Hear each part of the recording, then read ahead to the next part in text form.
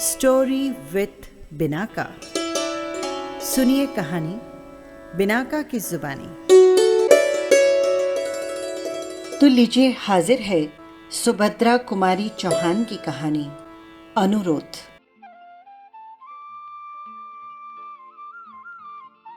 कल रात को मैं जा रहा हूं। जी नहीं, अभी आप नहीं जा सकेंगे। आग्रह, अनुरोध और आदेश के स्वर में वीणा ने कहा। निरंजन के होठों पर हल्की सी मुस्कुराहट खेल गई। फिर बिना कुछ कहे ही उन्होंने अपने जेब से एक पत्र निकाला और वीणा के सामने रख दिया और शांत स्वर में बोले, मुझे तो कोई आपत्ति नहीं, आप इस पत्र को पढ़ लीजिए। इसके बाद भी यदि आपकी यही धारणा रही कि मैं न जाऊं, तो जब तक आप न कहेंगी मैं नहीं जाऊंगा। वीणा ने सिर हिलाते हुए कहा, जी नहीं, रहने दीजिए, मैं कोई पत्र वत्र नहीं पढ़ूंगी और न ही आपको जाने दूंगी। हल्की सी मुस्कुराहट के साथ निरंजन ने पत्र उठा लिया और बोले, आप न पढ़ना चाहें तो भले ही न पढ़ें।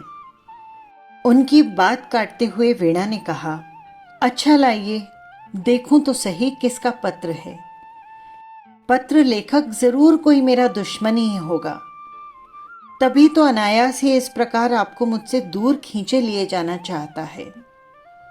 निरंजन हंस पड़े और हंसते हंसते बोले, पत्र पढ़ लेने के बाद पत्र लेखक शायद आपको अपना दुश्मन न समझकर मित्र ही समझे।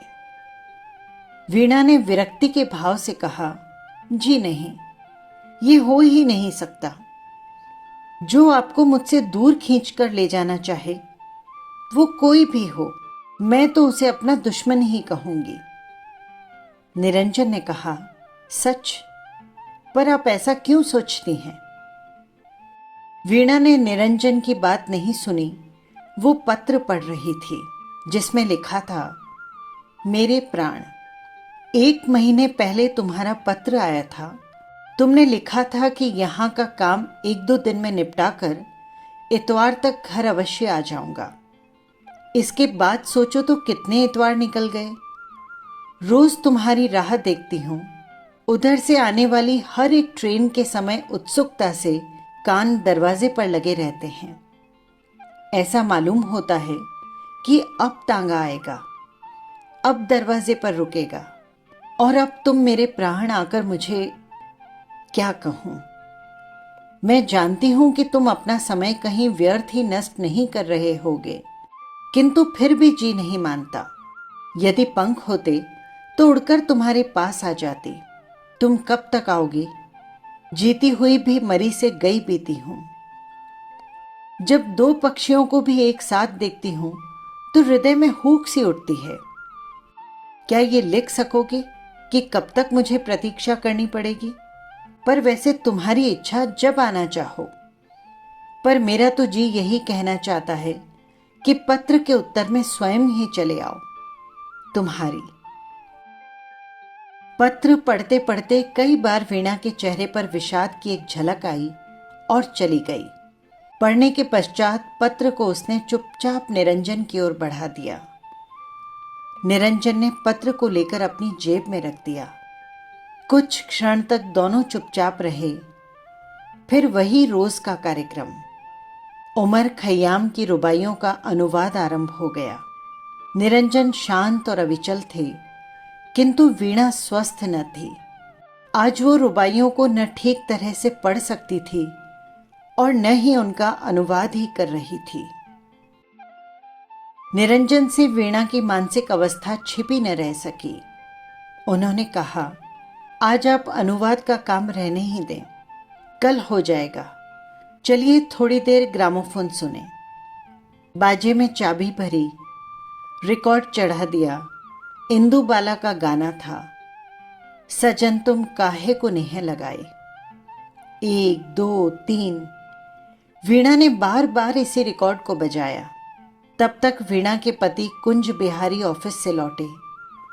बोले, वीणा, तुमसे कितनी बार कहा है कि इतनी मेहनत मत किया करो, पर तुम नहीं मानती। जरा अपना चेहरा तो देखो शीशे में, कैसा हो रहा है। वीणा कुछ नहीं बोली। निरंजन ने कहा, जी हाँ, यही बात तो मैं इनसे कह रहा हूं कि आप इतनी मेहनत न करें, सब होता रहेगा। उस दिन निरंजन के जाने के बाद वीणा ने रात भर जागकर सारी रुबाइयों का अनुवाद कर डाला। अब केवल एक बार देख लेने की आवश्यकता भर थी। निरंजन की पत्नी का पत्र पढ़ लेने के बाद वीणा अपने आप ही अपनी नजरों में ही गिरने लगी। उसे ऐसा मालूम होता था कि निरंजन के प्रति उसका प्रेम स्वार्थ से परिपूर्ण है, क्योंकि उसे उनका साथ अच्छा लगता है और इसीलिए वो उन्हें अपने दुराग्रह से रोके जा रही है। निरंजन की पत्नी की नम्रता, उसके शील और उसके विश्वास के सामने वीणा अपनी दृष्टि में स्वयं को बहुत ही हीन जचने लगी। निरंजन बहुत नम्र प्रकृति के पुरुष थे और विशेषकर स्त्रियों के साथ वे और भी नम्रता से पेश आते। यही कारण था कि वे वीणा के आग्रह को टाल न सके।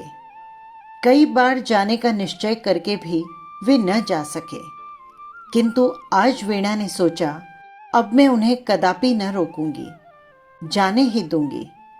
जानती हूं कि उनका जाना मुझे बहुत अखरेगा, परंतु ये कहाँ का न्याय है कि मैं अपने स्वार्थ के लिए एक पति पत्नी को अलग रहने के लिए बाध्य करूं। नहीं, अब ये नहीं होगा। जो बीतेगी सह लूंगी, पर उन्हें अब नहीं रोकूंगी। दूसरे दिन समय पर ही निरंजन आए। वीणा उन्हें ड्राइंग रूम में ही मिली। उन्हें देखते ही उठकर हंसती हुई बोली। यद्यपि उसकी वो हंसी होठों तक ही थी, उसकी अंतरात्मा रो रही थी। उसे ऐसा जान पड़ रहा था कि निरंजन के जाते ही उसे उन्माद हो जाएगा। कहिए निरंजन जी, आपने जाने की तैयारी कर ली? निरंजन ने नम्रता से कहा, जी नहीं, मैं आज कहाँ जा रहा हूं। मैं तो जब तक आपकी रुबाइयों का अनुवाद न हो जाए तब तक यहीं रहूंगा। वीणा बोली, मेरी तो सब रुबाइयों का अनुवाद हो गया है, आप देख लीजिए। आश्चर्य से निरंजन ने पूछा, सच? मालूम होता है आपने रात को बहुत मेहनत की है। वीणा ने कहा, हाँ, मेहनत तो जरूर की है, किंतु आपको आज जाना भी तो है। अब आप इन्हें देख लीजिए, 2-3 घंटे का काम है बस। निरंजन मुस्कुराते हुए बोले, क्यों? क्या आप मुझसे नाराज हो गई हैं? आप मुझे इतनी जल्दी क्यों भेज देना चाहती हैं? मैं आराम से चला जाऊंगा। वीणा ने निरंजन की ओर एक मार्मिक दृष्टि डालते हुए कहा, निरंजन जी, मैं नाराज होंगी, वो भी आपसे? क्या आपका हृदय इस बात पर विश्वास कर सकता है? मैं तो जानती हूं कि कभी नहीं करेगा, किंतु जिस प्रकार आप इतने दिनों तक मेरे आग्रह से रुके रहे, उसी प्रकार मेरे अनुरोध से आप आज रात को ही गाड़ी से चले जाइए। निरंजन ने दृष्टि उठाकर एक बार वीणा की ओर देखा और फिर अनुवाद की हुई रुबाइयों को देखने लगे। यही थी छोटी सी कहानी। फिर मिलेंगे किसी नई कहानी के साथ। नमस्कार।